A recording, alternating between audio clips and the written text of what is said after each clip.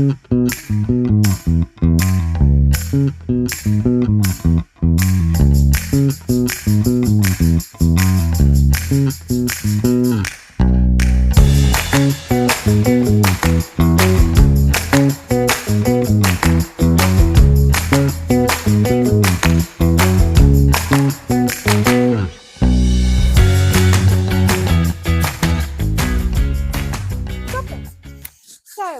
welcome to my amazing professional podcast out in the woods called The Art of Feeling Better. It kind of does what it says on the tin. It's just a collection of discussions with incredible people about some of the things that are making us all collectively and individually feel a bit rotten, and why that is, where it's coming from, what we can do about it. So we've been doing loads of conversations about education. Yeah. A tricky subject. We've just been working on our impact report. So we've got this big impact report that's coming out any time now. We're in October 2025 at the moment, so it's just about to come out. And we did our event in the summer. You were there, weren't you? Yes, Okay, you brilliant. like hostess with the mostess. And I wanted, in this report, I wanted to make sure we showed that it's 10 years worth of projects that we've done that led up to this event, right? And it was about when we started 10 years ago going out into our communities with all kinds of people, you know, elderly people, with veterans, with prison leavers, the homeless community, domestic violence victims, just lots of different kinds of people. The general things that we wound back to when we were looking at people's challenges and how things were showing up for them went back to their formative years, right? To the family situation and their education situation. So we recognised quite early on that early intervention was what we needed to do. We needed to go upstream and find out where we could actually have a bit more impact. And that's when we started to work with young people. And some of our young people's projects highlighted the same things, but in real time. So like, gosh, these young people are saying the same things that these adults have said impacted their life forever. Maybe they were unheard, overlooked, made to feel stupid. We just had a discussion about dyslexia, which I'm going to ask you to repeat in a minute. And all those labels and all of those things that were kind of built in from earlier years, we could see the actual impact it was having in generations and generations and people as they went through life. So like, let's go back and see where we can cut things off at source and change things so that people don't end up having those life-changing experiences that then follow them through into adulthood. And basically that's why we've been so passionate about working with underrepresented and marginalised groups and the really overlooked young people that are, you know, the NEETs, the isolation room kids, that have had these labels that they really struggle to get rid of. And we had a really good event in August. It was brilliant. We had some, incredible changemakers from all over the world talking about best practice and some of the innovations that they're starting to build into their spaces.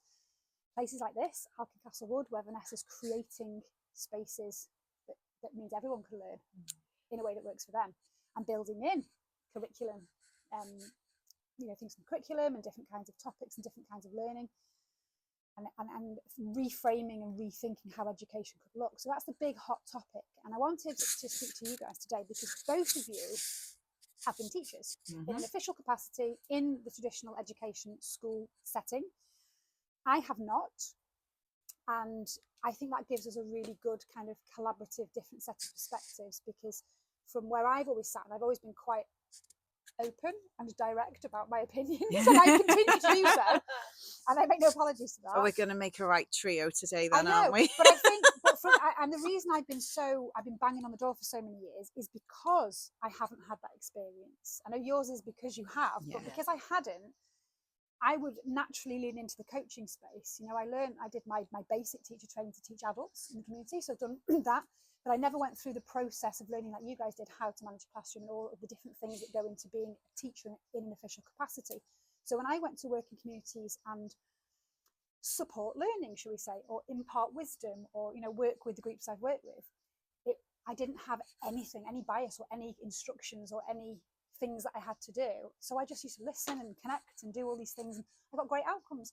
So when I was asked to work in schools, I was really baffled because I didn't have any of that context from official teacher training. I was just like, well, why are you doing it like that? You're not going to get good outcomes. And that kind of was so obvious to me, the bits that were broken, the bits that weren't working. So I think between that I've got my, my background and my context, and you guys can understand from a systemic point of view how your experience was as teachers, some of the maybe the good bits and some of the things that you consider to be real failings, and whether it's for the young people or for the teachers themselves, you've got that viewpoint that I haven't got. So with that in mind, I thought this would be a great opportunity to just think about some of the topics and talk about some of the things that came up in our event, which obviously, Jane, you weren't there, but you loved it. Angela, you were. But I think you'll find they're representative of everything that you already are aware of and have experienced from your perspective as a parent, as a teacher, and as a student when you were going through the school experience. I think it will reflect all of those things. And it also reflects what came up in our Wicked Issues magazine, which was co-produced by our young people. So we've got all of this data and storytelling and information, but what do we do with it next? So this conversation, I would love to gear around that kind of how do we move forward? We know what the issues are, but how do we move forward? So first of all, I'm just going to ask you guys to talk for a bit, however you want to, about your experiences and stuff that might have come up and your thoughts around what's happening at the moment for young people and teachers. So I'll start. So my name's Angela, Angela Doan. I finished my teaching in a traditional sense in 2018. So I left the classroom in 2018 to do some supply teaching to get a better work-life balance, I thought. But I'd always had a passion for wellbeing and was on a bit of a wellbeing journey. And things have evolved since then. We've been through COVID, which brought about more passion for well-being and well-being, and actually bringing that in an education sense as well as from a parent perspective. I've got 4 boys myself, so burnout was definitely a big part of the reason why I wanted to move out of the classroom and hope to gain a better work-life balance, because at the time, and this is there's so much, we'll try and keep this as condensed as we can, because there's so much that I've got there's so much that I've got to say. But when I was a teacher, I loved the job, as in working with the children. I was always passionate about that, but going to work and getting anxiety without realizing that you had anxiety and like bursting into tears most days it's not exactly okay, is it? But there's so many teachers that are at that position and don't realize that they're so burnt out.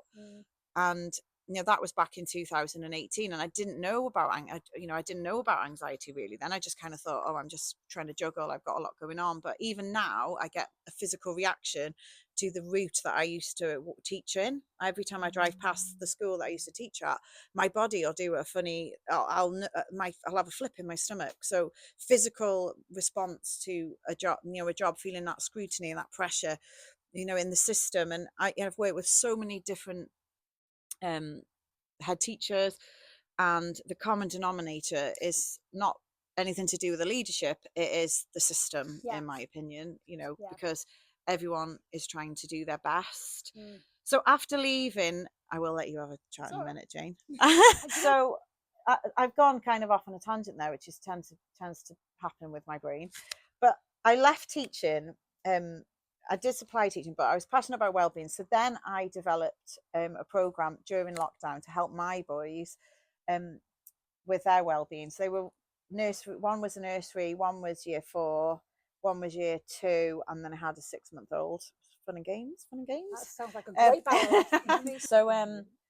So I was like, I need to teach my children about these principles that have really helped me support me, but in a child-friendly way. So we did gratitude with yellow droplet. We won't go into this today, but you'll see the little droplets over there, and each one represents an aspect of well-being or helps with emotional regulation, confidence building, affirmations, and all the stuff that I was doing myself. I wanted to bring that to support my boys, and it started off like that. And then after COVID, I started bringing that to schools, and I started volunteering in school to test out what I'd created, because I was obviously just doing it with my boys. And then that evolved to go into other schools, and eventually I was in quite a lot of schools, and I was like, this is brilliant, this is what I was meant to be doing. I always wanted to deliver the growth mindset techniques beyond the classroom, because that's what I was passionate about for my personal practice. So I really thought that was a change maker, that was a deal breaker, and that everything was going to be great because I was going into school as a wellbeing leader rather than a teacher. And to start with, it was brilliant. It seemed like everyone was feeling different, and soon. So I did this for probably 4 years, maybe a bit less. But each year, the wonderful staff that I was working with in the different schools, I could see year on year, term on term, because I developed some great partnerships with some schools. The teachers were experiencing the burnout. I could see it, and I could see that they were feeling frazzled. You know, I was having all these conversations, and I didn't realize the impact it was having on me until one day I was feeling burnt out as well. And I thought, when you're going into a school as a well-being leader and your well-being is being affected because you're in an environment that, you know, is really, I wanted to say toxic, but it's not any reflection on any of the staff that I worked with or the children. It's difficult to handle an environment that is leading you great stress.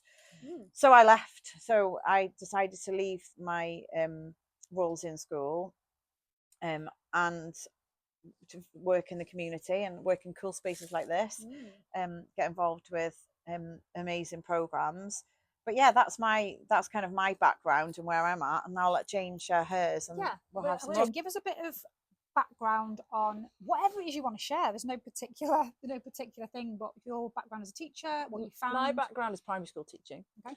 It was the only thing. I wanted to be a pop star for the first few years of my life. Who doesn't? You know. And then I realised I really didn't want to be famous, and so. But otherwise, being a teacher was sort of all I really wanted to do, honestly. And I really enjoyed it when I was young and keen. Yeah. Because no kids, no responsibilities. And I moved away to teach, so my school became my family, and I did work exceptionally hard and a lot of hours, which suited me when I was in my early 20s. And then I started to settle down, and like you say, I was burnt out in my 20s. Did you realise that at the time? No, not. And I enjoyed. The thing is, I always wanted to be a teacher, and I loved working with the children. The children were why I went to work, and I loved it. Yeah. So, like, if you do something you enjoy and you work hard at it, it doesn't become a burden. No. But then I moved into special educational needs because there was a big calling for it. And I ended up in a school where a lot of the children had undiagnosed special educational needs. So I became an expert by necessity. Not an expert, but I became more knowledgeable by necessity. And it led me down a path. So then I studied to become a special needs coordinator, and I studied to learn more about dyslexia, ADHD, autism, all the different things that you come into contact with. And that was where I really started to hit burnout, because I think you hit the nail on the head. The thing is, the human condition is people need to feel heard, and they need to feel validated. That's a basic need. Human need. And actually, if you with it, especially as a special needs coordinator, that's all anybody really, they want to have their voice heard, they want to have their opinion heard, they want to feel like you are listening. And that was the key for me in that job. But the problem we have in education now is nobody is being heard. Nobody's being heard. The children's voices, the environment of the classroom is toxic because it's not suited to any of the individuals within it. And if you're going in as a well-being leader and feeling burnt out, it's because the environment, the energy is so low because nobody is having their basic needs met. The system is not set. And the other thing with education is it's a unique space because everybody is a stakeholder and everybody has experience. So everybody feels that they do, everybody does have an opinion, but it's based on very different experiences. Most of them are negative, because I honestly don't think our system was established hundreds of years ago when the school system, and we've evolved massively since then, and the system hasn't changed. That's the issue, I believe. It hasn't changed. And the way, but everything else has changed. Our diet has changed, our lifestyle has changed, our culture has changed, the skills that we need have changed, and our system doesn't serve anybody properly anymore. It doesn't No. say the teachers are burnt out because they're trying, Yeah. and there is so much pressure on Oh teachers. my gosh. So Ridiculous, much isn't pressure it? on teachers.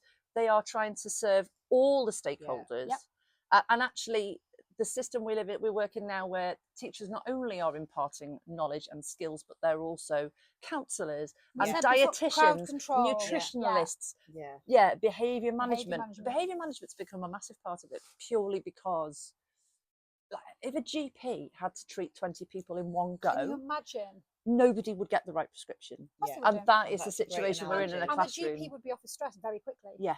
And also, what really frustrates me as a special needs coordinator and somebody who's learned a lot about the way that children's brains work with all these neurodevelopmental needs, actually, if we taught them differently, There wouldn't be.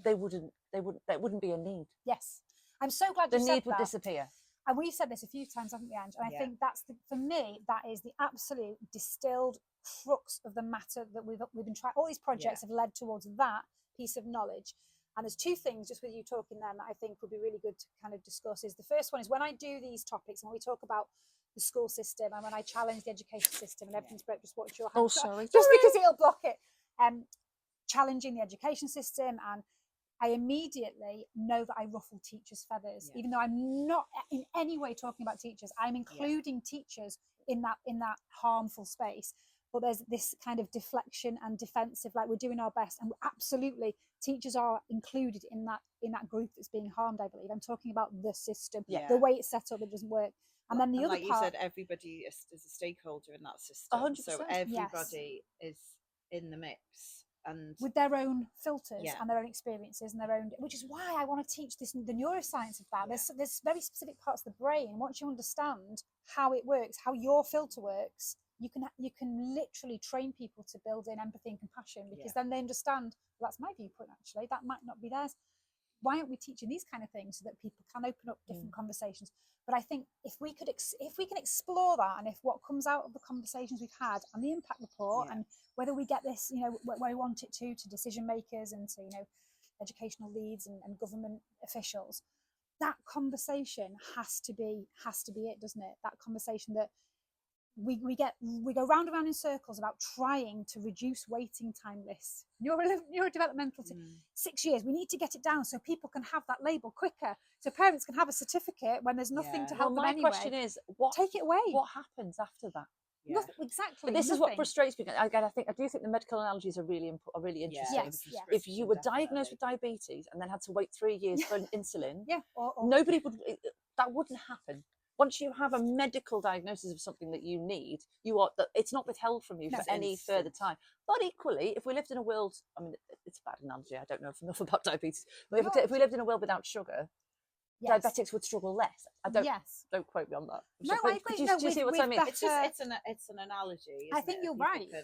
Yes, okay. So we live in a world now where there's all these needs, and not only are the children not being treated or not being able to access the resources they need for that need to not be a barrier. That's it. But the barrier. if we change the system, that need would not exist. Yes, and people would just be people, like you said before about different spaces and different places. We had a really good conversation about this, that it is always the environment, and if the environment changes, then it levels the playing ground, and people are just people, and you might want to do this and you might learn that way, and you might have, and everyone's just having experiences and everyone's learning and sharing together and supporting each other.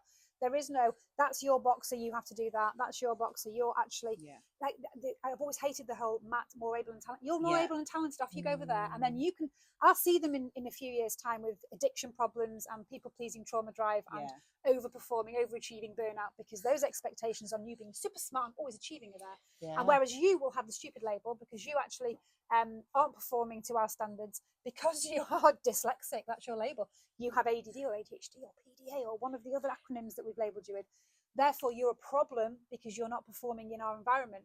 If that environment wasn't there, none of that would be an issue, would it? There would this be. is exactly why we created Gold I Droplet. love it. Because Gold Droplet is all about being a superstar and diversity and inclusion, and this is what is wrong with a system that isn't fit for purpose, isn't it? Like we were just saying, strengths based. What's your superpower? It's everybody's has something to bring to the table. And even in another time when you know, I used to really suffer mentally in school was that when we were having book scrutiny and lesson observations, and like, I get that the monitoring needs to happen, but it's an environment where you feel like you're under a microscope, and that's just from the teachers. That's just from my perspective as a teacher, but you know, children feel that as well, don't they? If you know the way that you've only got to look at our system now. So in England, they have phonics tests in year 2. Terms tables tests in year 4, and SATs in year 2 and year 6. It's incredible, isn't it, when you think about it? And again, some of the conversations that we've had on other episodes are around what are we measuring, the metric. And if we're measuring a test, it's a test of memory. That's absolutely nothing to do with how we live our lives at all.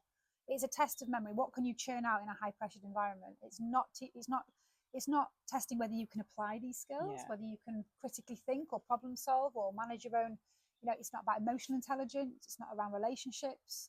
It's not about how you show up in your community or in your family. None of that. It's about, can I perform under pressure and spit out these answers? And the difficulty is the schools are assessed purely and judged purely on these test results. And the pressure on the schools. And the academic progress that a child makes from one test to another test. Value added from from A to B. And then the bigger picture for schools is a school inspection process, and what that brings. Ofsted, a whole other podcast on that. I see. As a governor, as in my governor role, I've had to, over the last 15 years, been through lots of different inspections, and it absolutely, I can't tell you how shocked I was to see the reaction and what that did to teachers. When you get it depends on the inspection team. It depends on the inspectors. I've seen some really, really great inspections, really supportive, and I've seen some absolute, and again, I don't care about calling this out, power hungry, really, really awful inspections that are not really helpful or useful, and you've seen several cases of suicides. And it's so unacceptable, isn't it? There's a reason why awful. The aftermath of inspection or the process of during inspection causes so detrimental to mental health of staff. I mean, I must have planned it well, but I had mat leave on the inspections in my school before I moved to post. So just if you are a teacher, you maybe plan it in when you think you might be. That's your only hope. That's your only hope. But my response to stress when I was a teacher is I had shingles twice when I was a teacher. Like that is. And you're trying to show up in a class of 30 little impressionable minds. In that state that you've been put in against your will, that you didn't go into teaching for this reason. No. It's just a whole shit show, isn't it? And I get I'd get recurring tonsillitis. Like my health has been so much better since leaving teaching. Me too. I haven't been a teacher for 3 years, and I haven't. My Facebook status every October, November is, full of flu, tonsillitis, cold, whatever. I haven't had anything really in the last 3 years. I mean, we're seeing more and more teachers, aren't we? And what we're doing now, we're seeing teachers at the moment who are currently just at the end of what they can take and jumping out. Same as parents pulling their kids out and looking at homeschooling, even though they don't really want to. They don't see an alternative. No. More teachers leaving. You're not the first wellbeing officer or professional that I know that has had to leave that post morally because their own wellbeing is so bad they can't show up in that particular role. But something has to change. We have so many of these conversations, don't we? But it's working out how what we're doing, isn't it? Yeah. What do you think?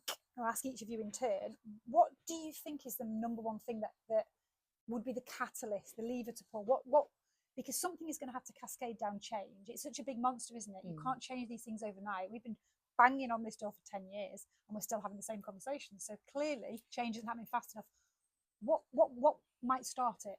What would be the thing that you would do if you could get a magic wand?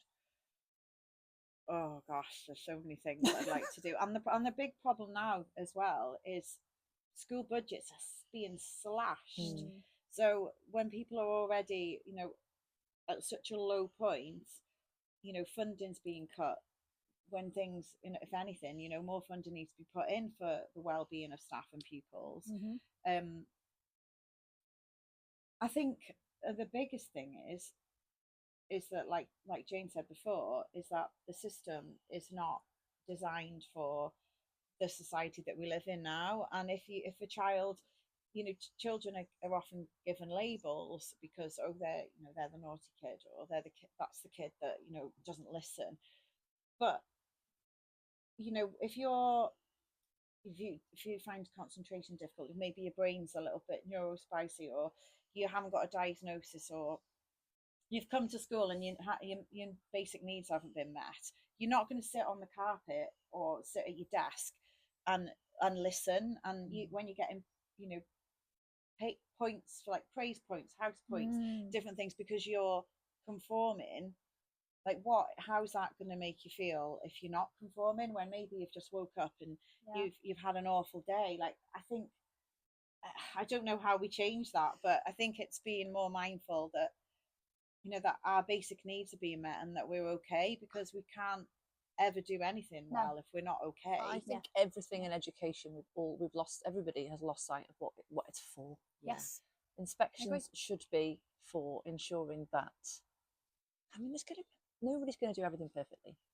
No, and most, some of the schools I know of in Wales now are because they know they're doing a good job.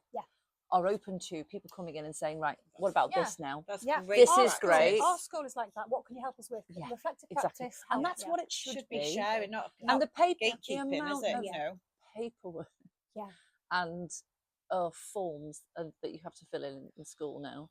We've lost sight of what that is for. Why is it? I agree. So it's bringing it back to, and ultimately, what is school for? It's not a babysitting service. Some people think it's just a babysitting service. That's because, again, the time, like, we expect our parents to work 9 to 5, 50, well, was it 47 weeks a year? And schools are open 9 till 3, 33 weeks, 37 weeks a year. So that's why that doesn't work. My opinion is that school should be a safe space for people to learn how to learn how they learn. And that's including teachers, coaching across the board, youth work approaches. Let's explore, and then when you get older, you start to find your feet in whatever strengths-based area you move into, and you're supported through that. And then you start to learn the nitty-gritty and the nuts and bolts. Maybe you want to be a pop star when you do that. Maybe you want to be an engineer, maybe you want to be a car mechanic, maybe you want to be a chef, maybe you want to be a teacher. And that's when you will then have the mentorship and the skills attached to that. Because really, you know, it comes down to it, and going into there's so much brain science behind it, of like formative years 0 to 7, is the brain's capacity just to learn how you best learn. Anything else comes from that. Once you have opened up yourself to have the self-confidence, the self-awareness, the emotional literacy to be able to manage yourself and people around you in your environment, you know how to learn what you need. We haven't got any of that in schools. We're just taught, like, one of the quotes that came out on our impact report is attendance awards. Attendance awards are awarding masking pain. We're actually awarding how much can you mask pain and show up when you don't want to. It's everything's wrong. Everything's back to front, isn't it? And it's, you know, it's going back to like your basic needs again. Like, if you're showing up and you're not well, you're not going to be in that environment. You're not going to be learning in that environment. And like, it's just to get an attendance award. And what is that, like a badge of honour? Yeah, what does that do? But that's because schools, again, are judged based on that, pressured based on the attendance in each year group. It's literally not. It's not any reflection again on staff leadership. It is the system, isn't it? That's what we keep. It should be a question of why do kids not want to come? Why low attendance? Well, there's a huge amount of school avoidance now. And that is coming out, I think, purely because the school system doesn't serve our children, and they don't want to. If school was different, children would want to. Of course they would. Kids feel that, don't they? They know what feels safe. And going back, like, obviously there's so many changes we want to make, but like some easy changes, I think we should be doing compulsory, like, gratitude, like, because I'm from a Welsh school background. Help ahead you. Welsh is compulsory, like in school, a certain amount of like incidental Welsh, and so much Welsh a week. I think there should be compulsory gratitude, like a compulsory set of time for mindfulness, gratitude, not just a growth mindset display which ticks the box, like actually doing the do and having that emotional literacy built into your day, so that you can celebrate, you know, when you've had to be resilient, celebrate when you make a mistake, and be like, oh, I did it wrong, but that's not wrong, because there's a learning to come from it. Like, make that part of your days just as much as your other lessons. Not just another thing to tick a box like with. Anger. Yeah. Great, brilliant. Why is anger showing up for you? Now what is it that you need? How does it feel in your body? Not you're naughty, go suppress your anger at all costs. That creates a lot of adults who have real big issues. And having a calm corner for certain children. Like I'm a mum of 4, and like this week I've like taken myself upstairs one day because things got a bit much, and I was like, I'm gonna go and just have 5 minutes. A couple of them are arguing and they can conflict that themselves, and I just need a minute. And that wasn't me being a naughty mum because I needed 5 minutes in the calm corner. And that was me noting I was dysregulated, and that's what I need to do. And I've worked on that. Well, that's the key, though, isn't it? All behaviour is a need, an unmet need. It's communicating an unmet need. 100%. And that for me, that's that turning that question on me. I think that is the key. And my organisation and me personally, have been sent to schools for years now to just try and crowd control, because I'm really good at crowd control. Really good. And put a plaster on it and not get to the root cause, which is why empowering the teachers with those tools and that knowledge so they can regulate themselves and pass it on in their classrooms. But I think COVID was an interesting time because I was on maternity leave during COVID, but my school was open for that I was working at the time. It was open for key worker children. And I believe the first lockdown, so when we first went into from the March to whenever it was, the June or the July, there was no curriculum taught. Just children, they did wellbeing and they did thematic, they did topics, they did some lovely creative stuff. I don't see why, at least for the first 3 years of compulsory school age, just like they do in Europe, we can't do a curriculum just like that. Just like they do in the foundation stage. Completely agree. And nurseries. That would give because then you've got children ready to learn. You've got resilient, you've got problem solvers, you've got children who are confident in their own abilities because they've not been forced to do a test that they can't do. You could have a more flexible timetable. So there's a really good question off the back of that. I know that I'm watching the time. We're all right for a bit. How do you think, because I've had this conversation with several people recently, we would then manage the transition to year 7 if high schools don't follow that process? Because a massive big problem transitioning to high school is, for example, our school that I'm governor at, have that approach right the way through. I mean, they're really good at getting the balance right, even though it's difficult, but there's a lot of independent thinking, strengths-based stuff, creative, and then the transition to high school is like, no, we don't do that, you're wrong. There's always, I found as a special needs coordinator, there's a big jump because, so we, in primary, it's a bit more, even with all the stuff that doesn't suit kids, it's a bit more set up to children with additional needs because you've got one member of staff who knows you really well and they've put everything in place. You see this, you're in the same place, you see the same person all the time. And they cut the well-meaning people from the high school will come in and they'll watch the child and they go, oh great, they're fine. And you'll tell them all about what you do, what they need, why they need it, what's in place. And they'll sort of give you a sort of wink that goes, yeah, we don't do that. And then they go to high school and within a month, I've got them on the phone, tell me about so-and-so, what do they need, because they're under the table and they won't learn anything. Well, you didn't put anything in. You saw them in a time where their needs were being met. Safe, exactly. And they felt safe, and now they don't.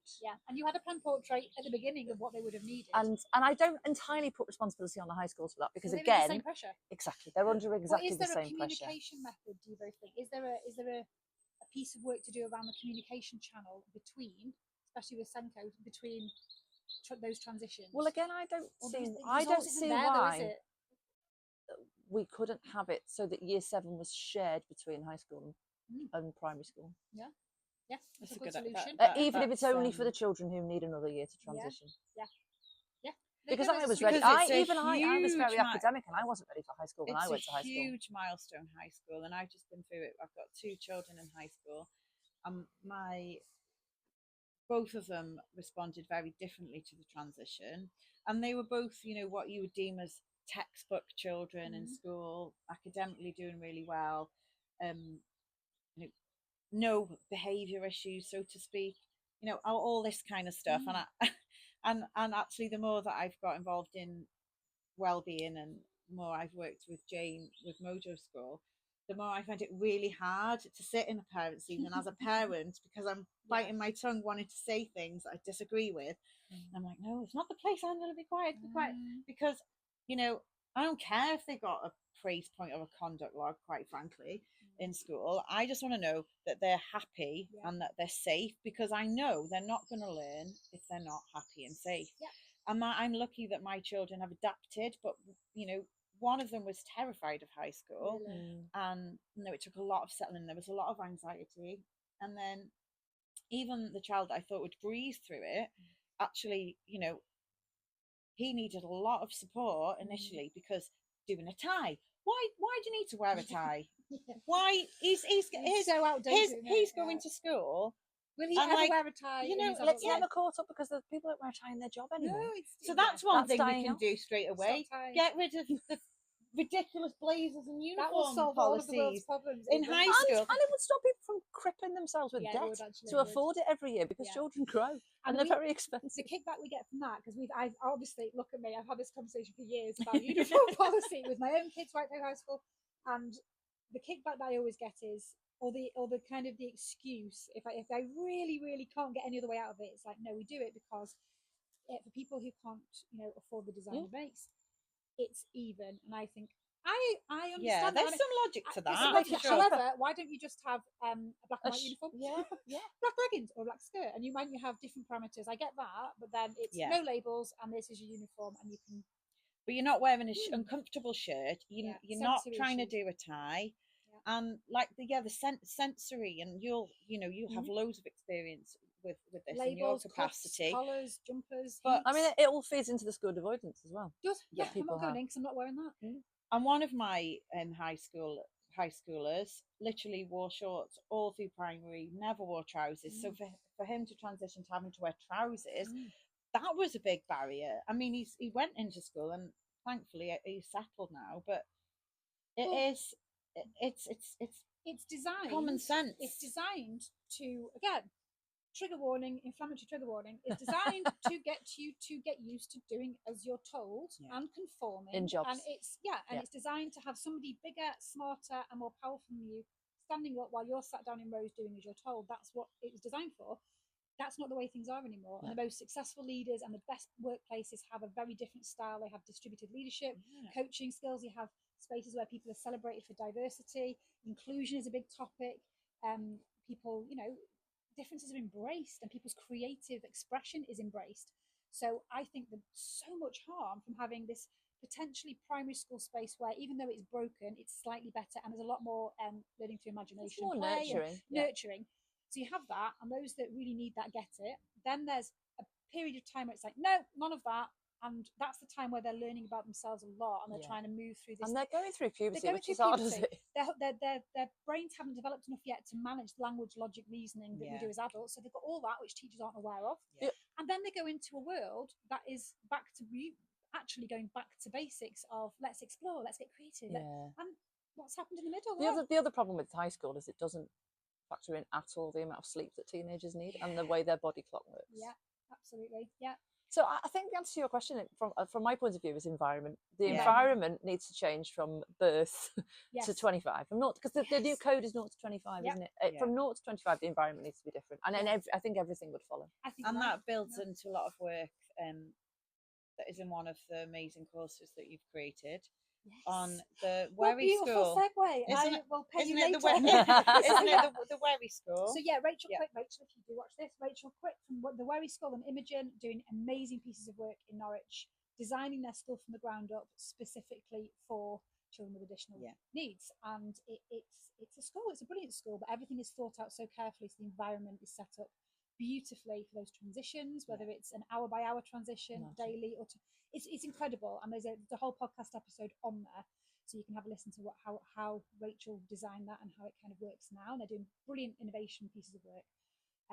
But that's part of, and this is my bit to bring to the table, I guess, and the reason we did our Changemaker Summit in summer.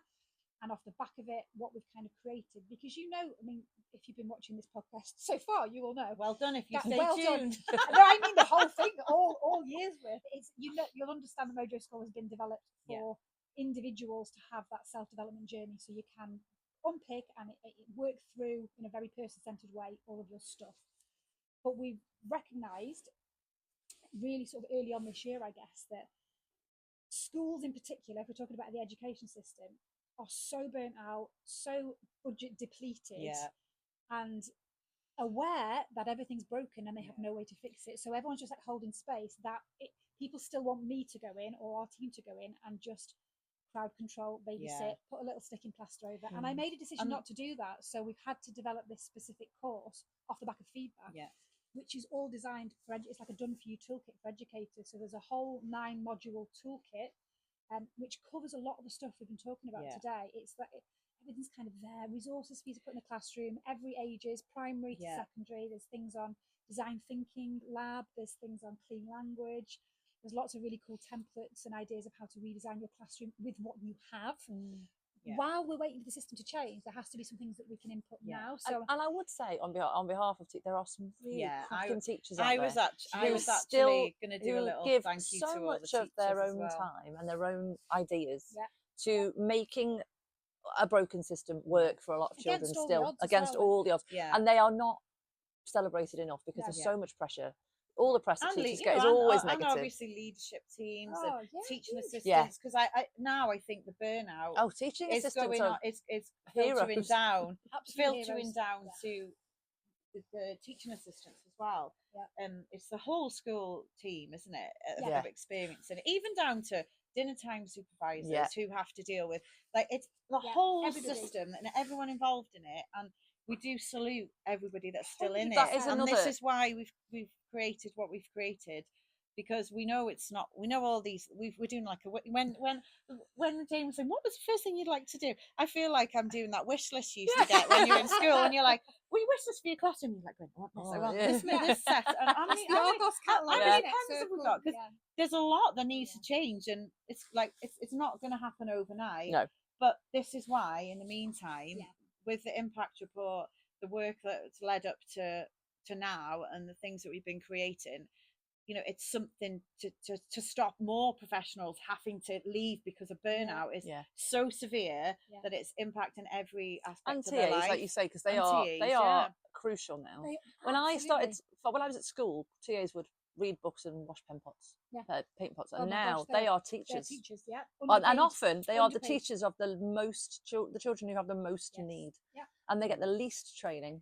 And there's some amazing teaching assistants out there. Underpaid, 100%. I completely agree. And I think it is so important to reinforce that, because sometimes when we put content out, and I've been talking about education, it's such a focal point at the moment, some teachers might feel a bit of resistance to what we're trying to say. And I've heard a few times that we can't do right for wrong, like we're trying to challenge their methods or what they do. It's so far from that. What we want to do is have a top-down approach and a bottom-up approach at the same time. So if we can put our collective wisdom and our tools in a space that's done for you, no additional training, no messing around, no massive budget requirements, so you can just start putting things into your classroom now, whilst we get all of this information to say, well, it's not okay, it does need to change, you can't just paper over the cracks. We're giving baseline, frontline tools for now to keep people going, but the top down is what we're focusing on, getting to the people that can pull the levers and make the systemic changes. And actually the environment is exactly, we've said this and you just hit the nail on the head, the environment, you can't change that as teachers, as head teachers, as NQTs, as TAs, as you can't change that. But some people out there have the ability to change that. They're just not connected in, and they have no relatable experience. They've never been a teacher. Never been a teacher. Never went to education. So you are who we want to speak to. That's the people we want to speak to, because we can bring you the voices of the educators, the teachers, the parents, the staff, the students. We've got so much data for this to share with you. And we can tell you how to implement those changes with the data to show how we've done it and how other innovators have done it. So this is what we need to do, is have the conversations with the right people, but at the same time recognizing that in real time you need support. So we've got resources. It's like Frontline, send you over with some resources, but we have to kind of fix the biggest problems. So you can concentrate on the most important children, things. The students, because they are often, they come at the bottom now. And as a governor, not for teachers, but because there's so much that you have to do. It's not possible to prioritise. No, not always, and it should be. And what you learn as a governor, we're all governors, correct? You learn. So what about the children? And the only question I was ever taught to ask, no matter what I was scrutinising or looking at or supporting, is what impact does it make on the children? So I always bring that hat to everything I do. And that's why I get confused, because when I see what's going on in schools, I'm like, why are we not asking that question? Because the answer is very obvious. The impact on children is negative. So why is it still happening? But it's a big beast.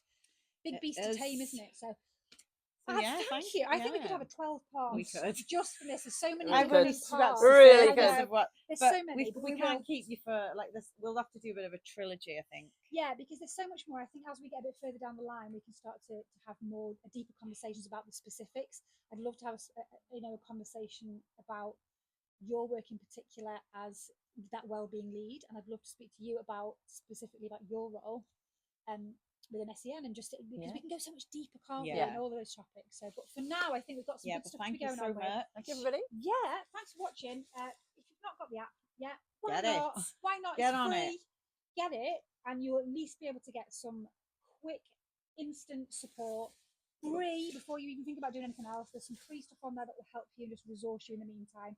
Got a really nice community space. All these podcast episodes you can find on your phone, a few resources and links into some of the people that I've been talking to who are doing great things.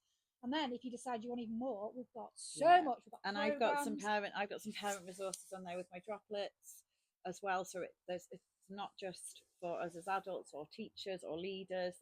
There's stuff for everybody on there to help you. Yep, parents, community leaders, business owners. We've got a whole workplace wellbeing piece that's coming out. So yeah, just get on it. If you're human and you feel like there's a gap somewhere and that you need a bit of support, grab the app and yeah, it's on there. Thanks, guys. Thanks, everyone. Thank you. Bye-bye.